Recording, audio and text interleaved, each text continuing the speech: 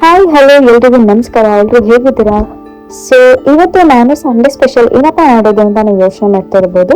So ಇವತ್ತು ನಾವು chicken fry ಮಾಡೋಣ. ಚಿಕನ್ ಫ್ರೈ ಮಾಡಿ ಚಪಾತಿ ಮಾಡೋಣ. ಕಾಂಬಿನೇಷನ್ ಸಕ್ಕತ್ತಾಗಿರುತ್ತೆ. ಸೊ ಚಿಕನ್ ಫ್ರೈ ಮತ್ತೆ ಚಪಾತಿ ಕಾಂಬಿನೇಷನ್ ಆಲ್ಮೋಸ್ಟ್ ಎಲ್ಲರೂ ಇಷ್ಟಪಡ್ತಾರೆ. ಸೊ ಚಿಕನ್ ಫ್ರೈ ಹೇಗೆ ಮಾಡೋದು ಅಂತ ಫಸ್ಟ್ ನೋಡೋಣ ಈಗ. ಸೊ ಮೊದಲಿಗೆ ನಾನು ಒಂದು ಪ್ಯಾನ್ ತಗೋತಾ ಇದ್ದೀನಿ. ಸೊ ನಾನು ಜಾಸ್ತಿ ಆಯಿಲ್ ಯೂಸ್ ಮಾಡ್ತಾ ಇಲ್ಲ, ಇಲ್ಲಿ ಸ್ವಲ್ಪ ಜಾಸ್ತಿ ತುಪ್ಪನೇ ಯೂಸ್ ಮಾಡ್ತೀನಿ ನಾನು.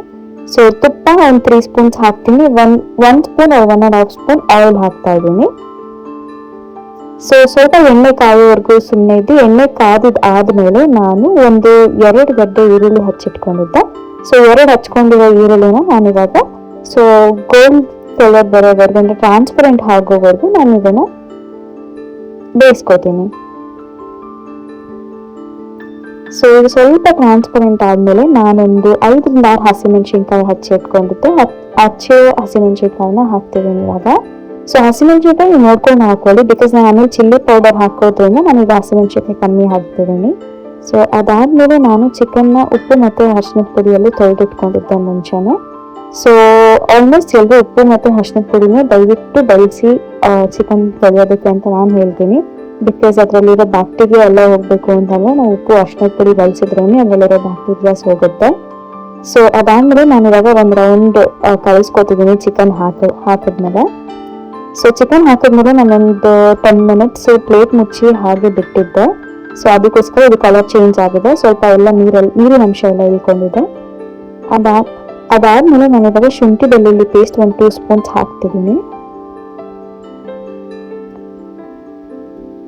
ಸೊ ಆ ಶುಂಠಿ ಬೆಳ್ಳುಳ್ಳಿ ಪೇಸ್ಟ್ ಹಸಿ ಸ್ಮೆಲ್ ಎಲ್ಲ ಹೋದ್ಮೇಲೆ ನಾನು ರುಚಿಗೆ ತಕ್ಕಷ್ಟು ಉಪ್ಪು ಹಾಕೊಳ್ತಾ ಇದ್ದೀನಿ. ಉಪ್ಪನ್ನ ನೋಡ್ಕೊಂಡು ಹಾಕೋಬೇಕಾಗುತ್ತೆ, ಬಿಕಾಸ್ ಉಪ್ಪು ಜಾಸ್ತಿ ಆದ್ರೆ ಚಿಕನ್ ಫ್ರೈಗೆ ತಿನ್ನೋದಕ್ಕೆ ನಿಜ ಚೆನ್ನಾಗಿರಲ್ಲ.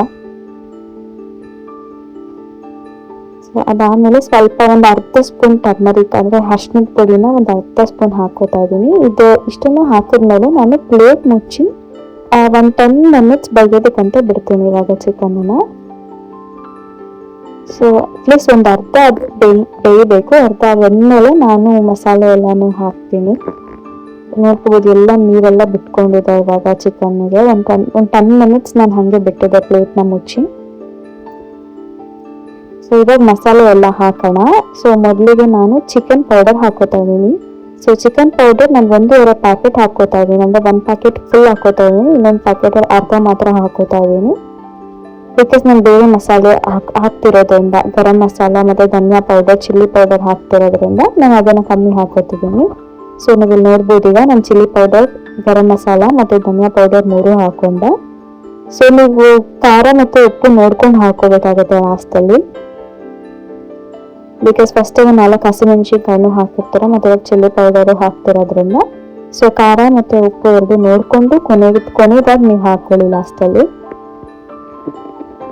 ಸೊ ಇಷ್ಟನ್ನು ಇವಾಗ ಕಲಿಸಿ ಮತ್ತೆ ನಾನು ಪ್ಲೇಟ್ ಮುಚ್ಚಿ ಒಂದು 20 to 25 ಮಿನಿಟ್ಸ್ ನಾನು ಇದನ್ನು ಹೀಗೆ ಬೇಯೋದಕ್ಕಂತ ಬಿಡ್ತೀನಿ.